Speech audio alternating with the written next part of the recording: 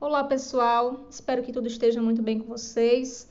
Hoje nós vamos fazer um breve resumo sobre um assunto muito importante, que é sobre coerência textual. Vamos lá? Primeiro, para a gente definir o que é coerência textual, a coerência é o evento linguístico responsável pela construção de sentido que dá forma de um texto. É a relação lógica das ideias e o resultado da não contradição entre as partes de um enunciado. Em linhas gerais, pessoal, por que a coerência é tão importante? Porque é a coerência, gente, que vai dar sentido para o nosso texto. Todo texto, quando ele é escrito na intenção de ser entendido. Então, nós dizemos que um texto é coerente quando há uma relação lógica das ideias, ou seja, essas ideias fazem sentido, elas não se contradizem. Vamos agora ver alguns exemplos da falta de coerência em frases, para depois a gente entrar nos textos. Vejamos aqui. Quem entra na chuva é para se queimar. Perceba que essa frase aqui não tem sentido algum, não tem lógica alguma. Se ela não tem lógica e as ideias dela não fazem sentido, eu posso dizer que essa frase aqui não tem coerência. É uma frase incoerente. Mas, professora, como é que deveria ser? Quem entra na chuva é para se molhar. Percebam que na primeira frase ela diz que quem entra na chuva é para se queimar. Olha como é muito contraditório. Se eu quero me queimar, eu não devo entrar na chuva, e sim no fogo.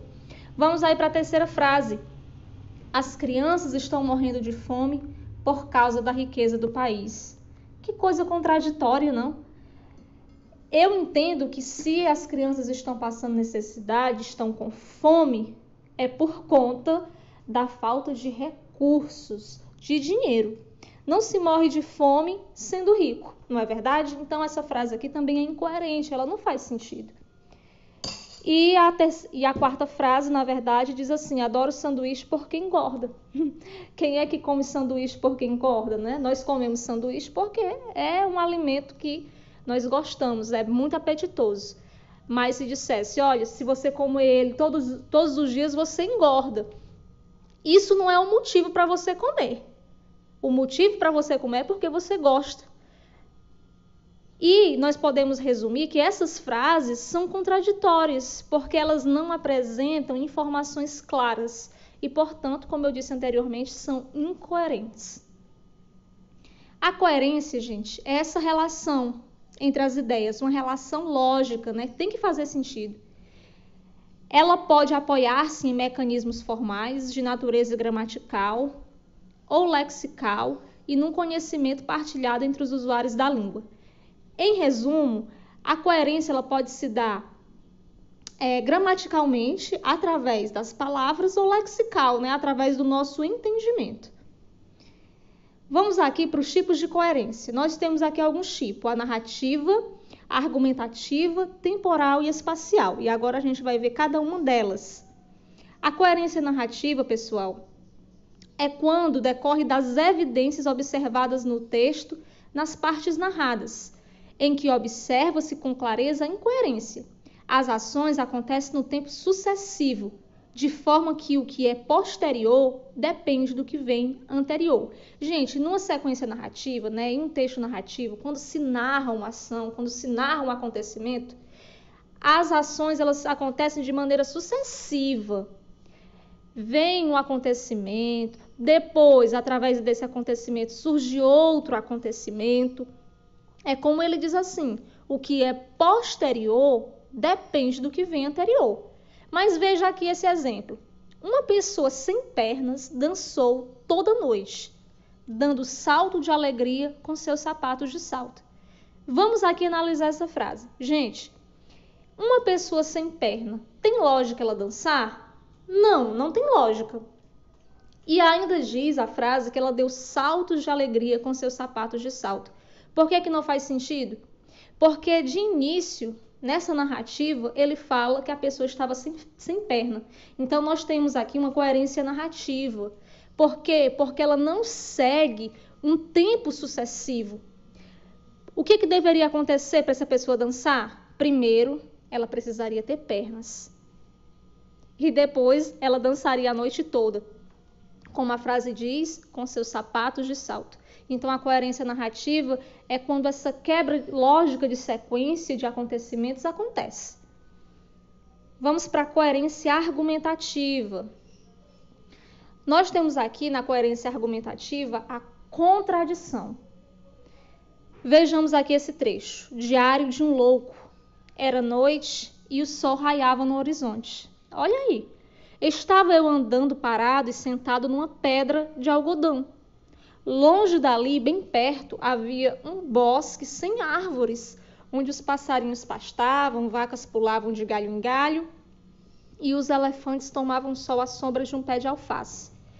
Parando aqui, gente, quantas contradições eu já encontrei somente até o trecho que eu li. Primeiro, se era noite, como é que o sol raiava no horizonte? Se eu estava andando, como é que eu consigo andar parado? Ele ainda cita um bosque sem árvores, sendo que o bosque possui árvores. Veja, gente, que tudo isso aqui ele entra em contradição. E isso também é falta de coerência. E, por incrível que pareça, pessoal, muitas vezes nós usamos essas contradições nos nossos textos. Por isso que é muito importante a gente entender o que é coerência. O segundo exemplo, gente, se diz respeito às relações de causa e consequência. Porque elas devem estar, gente, bem articuladas. Por exemplo, a Lua é um astro e é branca. Portanto, todos os astros são brancos. Será, gente, que a minha afirmação de que a Lua, que é um astro, é branca, será que a consequência da Lua, dessa causa da Lua ser branca, é uma consequência para que todos os demais astros também sejam brancos? Não. Isso aqui, gente, é uma relação de causa e consequência que não tem coerência. É como se eu baseasse, por exemplo, pegasse uma fruta, uma manga, e uma manga verde, por exemplo, e dissesse para vocês que todas as mangas são verdes, sendo que não. Existem mangas rosas, mangas maduras. Então, é essa relação de causa e consequência, quando elas não estão bem organizadas, elas também não têm coerência. E temos também a coerência temporal. O que a gente espera de todo o texto, gente? É que esse texto ele tem uma lógica temporal. O que é isso? Ela tem um começo, um meio e o fim das ações. Por exemplo, não é coerente lavar o arroz para depois catá-lo. Imagine você nos serviços domésticos com o arroz. Você precisa primeiro catá-lo e depois lavar. Veja que alguém até pode fazer isso, pegar o arroz, lavar e depois catar. Mas digamos que não segue uma lógica temporal, uma lógica de tempo. E nós temos aqui a coerência espacial, que é distinguida pelo nexo de espaço. Por exemplo, não é coerente dizer que se fizeram todos os exercícios físicos no clube enquanto estavam no banheiro de casa. É uma coerência, pessoal, de espaço, né, de localização. Se eles estavam fazendo exercícios no clube, como é que esse evento aí de fazer exercícios no banheiro de casa surgiu? Não faz sentido. E nós temos aqui alguns exemplos, até divertidos, por sinal, da falta de coerência textual. Gente, esses textos aqui, eles não foram produzidos para exemplificar o que é incoerência.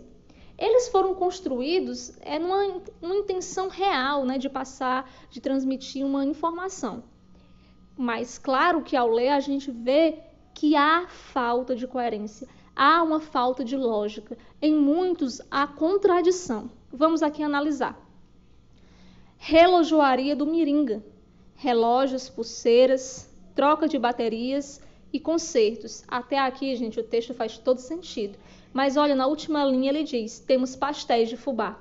E por que esse texto é incoerente? Porque essa última frase, ela não tem uma ligação, né, um nexo com o que foi dito antes.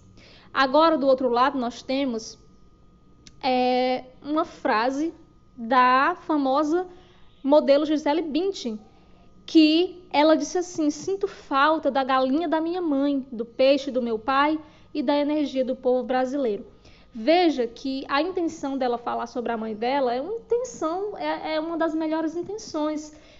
Quando eu vou ler o texto, eu entendo o seguinte, que ela sente falta da comida da mãe dela. Com certeza a mãe dela fazia uma galinha maravilhosa. Só que quando ela diz sinto falta da galinha da minha mãe, isso abre, gente, uma ambiguidade. Eu posso entender que é a comida da mãe dela e que a mãe dela é uma galinha. Então, isso é que eu chamo de falta de coerência textual. E a gente tem que prestar atenção nisso para que o nosso texto ele não fique redundante, para que ele não fique ambíguo. O outro exemplo, família muda, vem de tudo. Ou seja, esse cartaz aqui, essa plaquinha, com certeza estava na frente de alguma casa para vender. Só que o que eu entendo, eu posso entender que a família realmente vai se mudar e por isso vai vender tudo. E também entendo que a família que morava ali era muda e está vendendo tudo.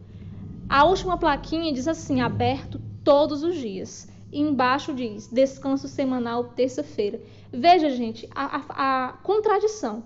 Se é aberto todos os dias, como é que tem descanso semanal na terça-feira? Então, analisem tudo isso e vejam como é importante. Professora, por que a gente estuda isso na disciplina de redação? Porque muitas vezes nós caímos em contradição nos nossos textos. Nós escrevemos algo e não deixamos claro e acontecem todas essas faltas de incoerência, tá bom? Então, até mais, responda a atividade que está no Classroom.